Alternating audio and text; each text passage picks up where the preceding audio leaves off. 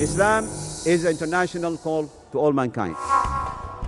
We Muslims can really call all the people to Islam by our behaviors, by our attitude, to be righteous, to be pious, to tell the truth, not to bribe, not to really to lie, not to cheat. If we all become really good example as the companion of Rasulullah towards all non-Muslim, to convey the message for them, just by being a good example.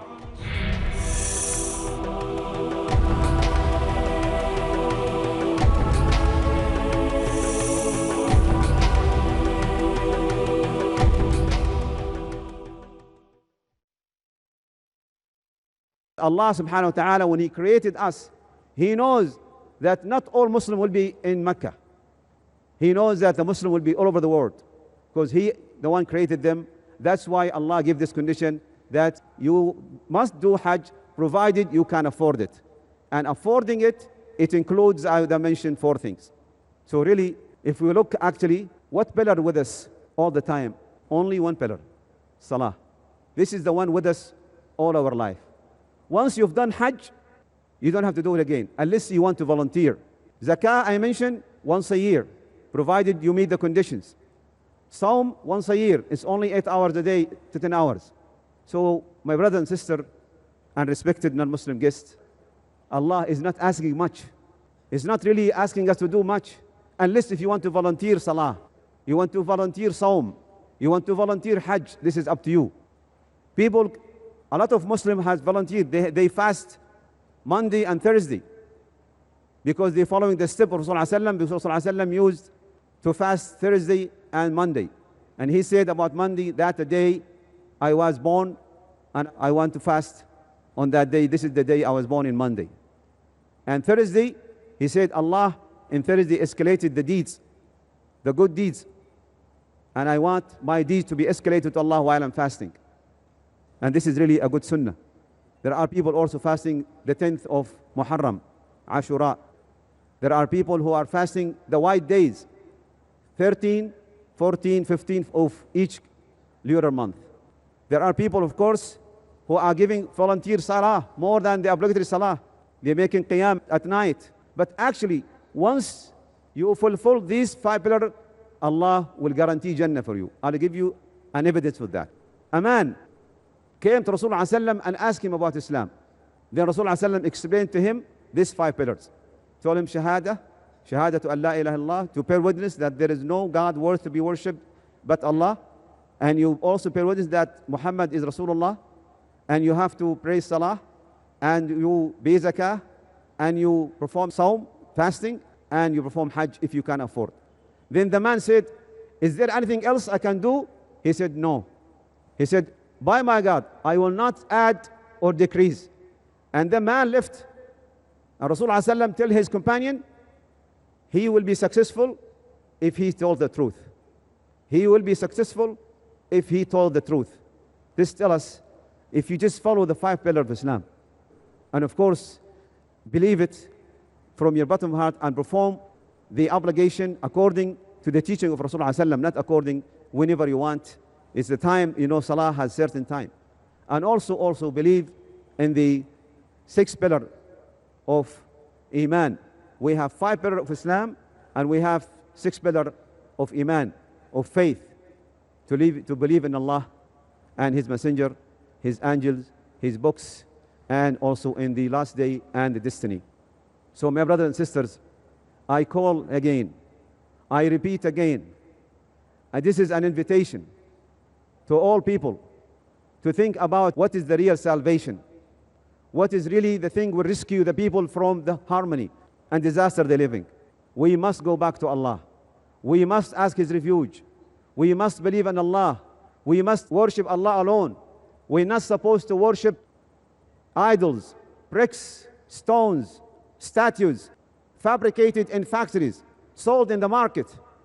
How come I prostrate or worship something fabricated by human beings? This man who fabricated these idols or these bricks or this picture, he himself cannot help himself. So we have to think about that.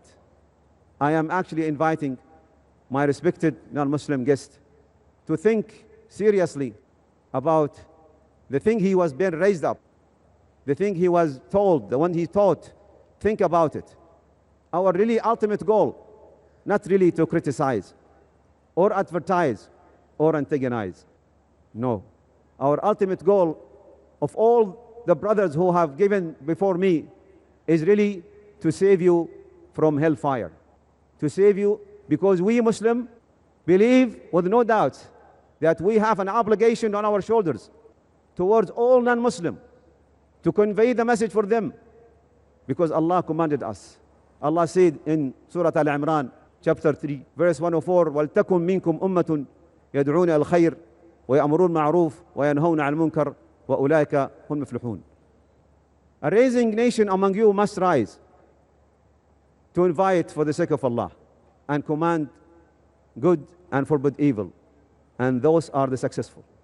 Also, Allah said, وَمَنْ أَحْسَنُ قَوْلًا مِمَّنْ دَعَا إِلَى اللَّهِ وَعَمِلَ صَالِحًا وَقَالَ إِنَّنِي الْمُسْلِمِينَ. Who is better in speech? Who is invited into the sake of Allah, do righteousness, and he said, I am with the Muslim. Also, Rasulullah ﷺ told us, convey in my behalf at least one ayah. بَلِّغُوا عَنِّي وَلَوْ آيَةً. Convey on my behalf at least one ayah. That's mean, I'm addressing now this to our brothers and sisters, the Muslim. This tells you, my brother and Muslim and sisters, you don't have to be knowledgeable. You don't have to be graduated from an Islamic university. You don't have to be a sheikh to convey the message. All what you have to do, just give a pamphlet, give a literature, give a tape, invite your neighbor to your home for a coffee or tea or a dinner to clear your sight, because in the day of judgment, Allah subhanahu wa ta'ala will judge you. He will brought you. This neighbor who he doesn't know about Islam, and the day of judgment, he will come to Allah and he said, this is my neighbor. He knows that Islam is the true religion. He never called me. He never explained to me. So we have to realize, my brothers and sisters, our obligation, our responsibility toward our religion. Allah subhanahu wa ta'ala said in the same chapter 2, Al-Imran, Allah subhanahu wa ta'ala said, verse 19, إِنَّ الدِّينَ عِنْدَ اللَّهِ الْإِسْلَامِ. إِنَّ الدِّينَ عِنْدَ اللَّهِ الْإِسْلَامِ. The religion to Allah is Islam. In the same chapter, verse 85, وَمَنْ يَبْتَغِي غَيْرَ الْإِسْلَامِ دِينًا فَلَنْ يُقْبَلَ مِنْهُ وَهُوَ فِي الْآخِرَةِ مِنَ الْخَاسِرِينَ. Whoever embraces a religion other than Islam, it will not be accepted from him, and in the hereafter, he will be among the losers. So, my respected non-Muslim guests, this is our obligation. Because we don't want you to be among the losers. Because we want you to go to paradise. We don't want you to go to hellfire. We don't want to be selfish. It is our obligation to convey the message to you. And that's the ultimate goal and the ultimate aim of all Islamic conferences like these conferences. We are not here actually to influence anybody. We are not here to criticize anybody. As a matter of fact, we are here to save everybody. I hope that I really covered and cleared what is actually mean by Islam is peaceful and international call. By that, I conclude my talk. Wassalamu alaikum wa rahmatullahi wa barakatuh. Wa sallallahu ala nabiyyina Muhammad wa ala alihi wa sahbihi ajma'in. Wa akhiru da'wana alhamdulillahi rabbil alameen.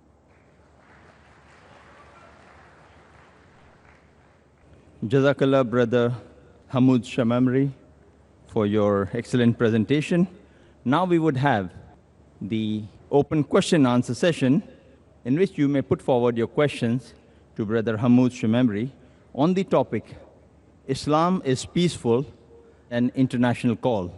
Your question should be on the topic, brief, and you may ask only one question at a time. Non-Muslims would be given preference over Muslims in putting forward their question to the speaker. Yes, brother, you can put forward your first question. Assalamu alaikum. My name is Hussein Arsiwala. I am a steel dealer. My question is regarding the fasting part that you said in your lecture, that there are some waivers for Muslims in specific conditions. Now, fine, but generally the thing is that people who are suffering from diabetes and high and low blood pressure, they tend to put that as an excuse and they do not fast. But there is also a school of thought that in spite of that, even if you fast in spite of being a diabetic patient or suffering from blood pressure, there is a school of thought that it doesn't affect you.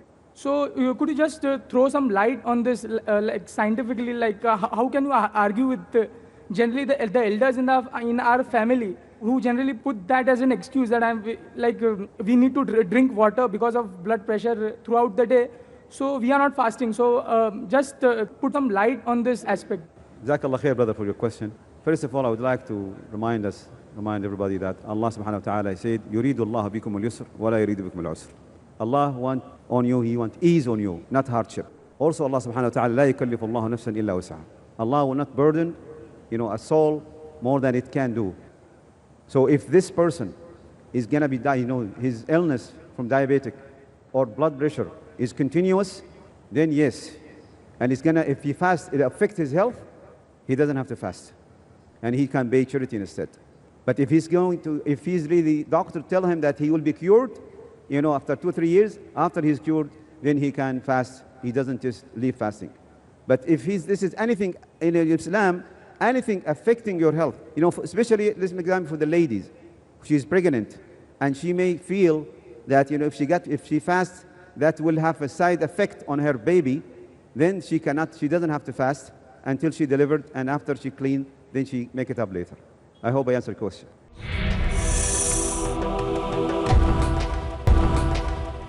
Yes, brother, you can put forward your next question. My name is Muhammad Rashid. I am a government employee.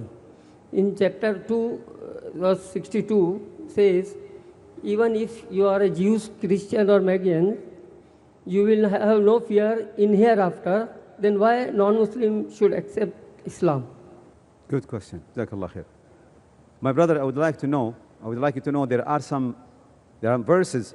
Revelation was, it was revealed to Rasulullah ﷺ during the time of Rasulullah ﷺ. The people who are really followed Jesus and the people who followed Moses ﷺ, and they died during Moses alayhi time and died during Jesus alayhi salam, they are actually accepted. But what's happening nowadays, the books have been changed and actually they are missed. So the people, most of the Christianity nowadays are really misinterpreted. And also all the books which are available, they contradict each other. So actually Christianity, for your information, it was not existing until after the death of Jesus alayhi salam.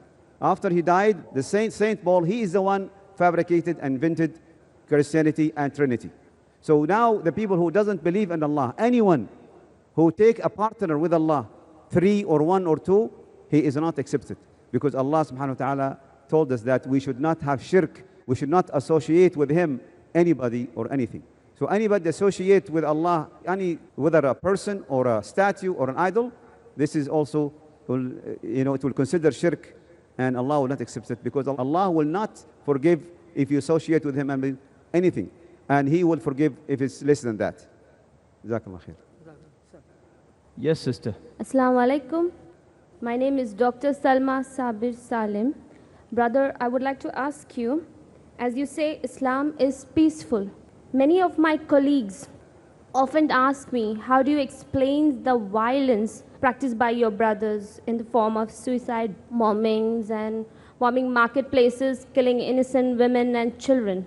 So brother, what can I say? Are they right or wrong? Thank you very much. Very good question. This is a good question, my brother and sister. This is existing. This what the sister said, may Allah reward her. This is really a problem, an existing problem. But I would like to clarify that Islam is different from some Muslims. You should not judge Islam through some behaviors of Muslim. As a matter of fact, it's the opposite. If you see a good Muslim behavior,